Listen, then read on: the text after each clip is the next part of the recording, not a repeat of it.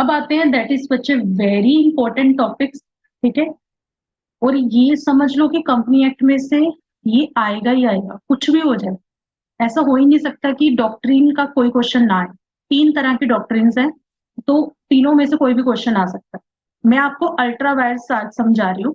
Ultra vires का मतलब होता है अपनी पावर के बाहर कोई भी मेंबर या डायरेक्टर कुछ नहीं कर सकता। अब पावर कहाँ बताई जाएगी? पावर पता लगती है एमओए और एओए में, ज्यादातर एओए में पता चलता है, ठीक है। एओए में जो लिखा गया है वही उसकी पावर है। उस पावर के बाहर जाके वो एक भी काम करेगा ना तो उसे वो भुगतना पड़ेगा। अगर उसने कोई भी ऐसा काम कर दिया, किसी मेंबर ने, किसी डायरेक्टर ने, जो उसकी पावर के बाहर है, तो उसे माना जाएगा कि वो काम जो है वो नल एंड वॉइड है। वो काम का कोई फायदा नहीं, वो काम किया ही नहीं जा सकता, ठीक है। तभी उसे बोलते हैं doctrine of ultra vires. Ultra vires का मतलब कि उससे कंपनी बाइंड ही नहीं होती, क्योंकि कंपनी ने उसे वो पावर ही नहीं दी काम करने की। अगर उसने पावर ही नहीं दी तो वो काम वो कैसे कर सकता था? तो डॉक्ट्रिन ऑफ अल्ट्रा वायर्स का मतलब है, डॉक्ट्रिन ऑफ अल्ट्रा वायर्स का मतलब है कि आपने वो काम जो किया है उससे कंपनी पे कोई असर नहीं होगा। जैसे मानो कि एक शरारती मेंबर है, वो कभी भी जो भी कहा जाए कभी भी नहीं मानता, वो गलतियां करता जा रहा है। अब उसकी गलतियां कंपनी थोड़ी भुगतेगी, कंपनी क्यों भुगतेगी उसकी गलतियां? तो डॉक्ट्रिन ऑफ अल्ट्रा वायर का सिंपल ये मतलब होता है, डज नॉट बाइंड द कम, कि जो भी काम कोई भी मेंबर अपनी पावर के बाहर करता है ना, उस काम के लिए कंपनी जिम्मेदार नहीं, ठीक है।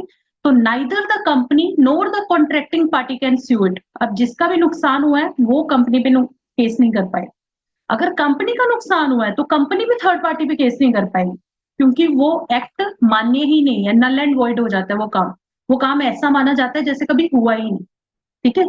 और अगर ऐसा कुछ हो गया, अगर मेंबर ने गलती कर दी और बाकी मेंबर कहते हैं कि चलो बख्श देते हैं या ऐसा करते हैं कि रेजोल्यूशन पास करके ना चेंज कर देते हैं। जैसे आपको एक एग्जांपल देती हूँ, ये एक एग्जांपल कर लेते हैं फिर उससे आपको समझ आएगा। एक ऐश्वरी रेलवे कैरियज और आयरन कंपनी लिमिटेड और रिचे, मतलब रिचे और इनके बीच में केस है कि ये था कि कंपनी का मेन ऑब्जेक्ट क्या था कि वो रेलवे कैरेजेस, जैसे रेलवे वाले वो होते हैं ना, ट्रेन होती है, ट्रेन के वैगन्स एंड वो बनाते हैं और उन्हें बेचते हैं या उधार देते हैं, मतलब रेंट पे देते हैं यूज करने के लिए। ये उनका ऑब्जेक्ट क्लोज है। तभी मैं आपको कह रही हूँ ना, object close is very important. उन्होंने अपने ऑब्जेक्ट क्लोज में यही लिखा है। दूसरा बात उन्होंने अपने ऑब्जेक्ट क्लोज में लिखी है कि वो मैकेनिकल इंजीनियरिंग का काम कर सकते हैं या कोई भी जनरल कॉन्ट्रैक्टर वाला काम कर सकते हैं। ये केस था इस वर्ड पे, this was the culprit word, general contractor. General contractor में बहुत कुछ कवर हो जाता है, ठीक है। उसके साथ साथ उन्होंने ये भी बोला था कि माइनिंग का काम भी करेंगे हम, माइंस परचेज करने का, लीज पे देने का, सेल करने का, जहां से भी बच्चे जैसे आयरन ओर निकलता है, कोयला निकलता है, कोई भी माइन, उसका भी वो काम उन्होंने अपने ऑब्जेक्ट क्लोज में लिख दिया। या फिर वो कह रहे हैं purchase and sale merchant agent coal timber metal, या मेटल को परचेज या सेल कर सकते। तो उनके क्लोज में उन्होंने 4 बातें लिखी है। पहली बात लिखी है रेलवे कैरियज बनाना, बेचना, सेल करना, उधार पे देना। दूसरा वो मैकेनिकल इंजीनियर या जनरल कॉन्ट्रैक्टर का कोई काम करेंगे, या माइनिंग का काम करेंगे, या मेटल कोल और टिम्बर का काम करेंगे। अब director of the company entered into contract with the Riche. अब एक रिचे इंसान था जिसके साथ कंपनी के बिहाफ पे डायरेक्टर ने कॉन्ट्रैक्ट कर लिया रिचे के साथ। क्या कॉन्ट्रैक्ट किया? For financing the construction of a railway line in Belgium, कि बेल्जियम में कोई रेलवे लाइन लगनी है, उसका फाइनेंस करेंगे, उसके लिए लोन देंगे। Company further ratified the act of the director by passing a special resolution. अब कंपनी ने क्या किया? दिक्कत क्या है, इन चारों में कहीं भी ये मेंशन नहीं है कि कंपनी लोन दे सकती। कहीं मेंशन है कि कंपनी किसी को लोन दे सकती है? कहीं नहीं लिखा गया। नहीं लिखा गया तो आप नहीं दे सकते हो किसी को लोन।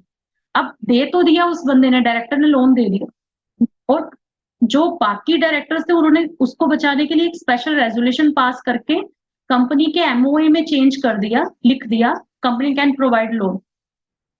ये चीज लिख दी। कहते हैं आप लिखने से स्मार्ट वर्क नहीं कर सकते कि आप स्मार्ट बन गए, आपने वो काम कर दिया जो अलॉर्ड नहीं था, तो अब आप एमओए चेंज कर रहे हो कि मैं एमओए में लिख देता हूँ अलॉर्ड है।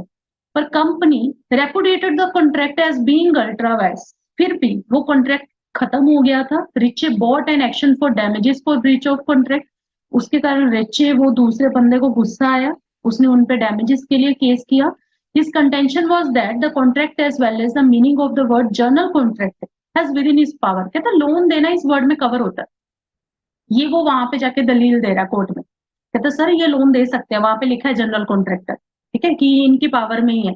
मोर ओवर उसने ये कह दिया सर शेयर होल्डर ने भी तो मान लिया, शेयर होल्डर ने एमओए में चेंज कर दिया, तो क्यों मुझे लोन नहीं मिल रहा।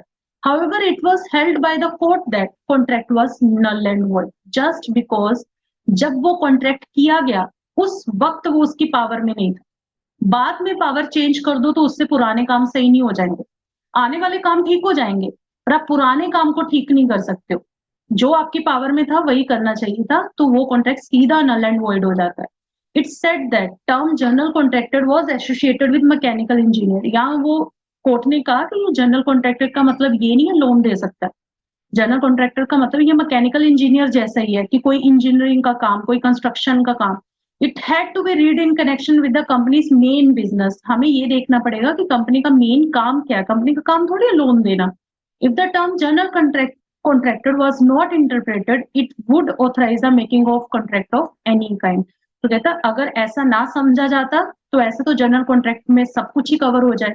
तो कहते कि ऐसे आप स्पेसिफिक लिखना होता है कि आपका ऑब्जेक्ट क्या है, ठीक है। तो बच्चे इस सब एग्जाम्पल से यही समझ में आ रहा है कि आपको जो अलॉट था, आपके एमओए में जो लिखा हुआ था वही काम आप कर सकते हो।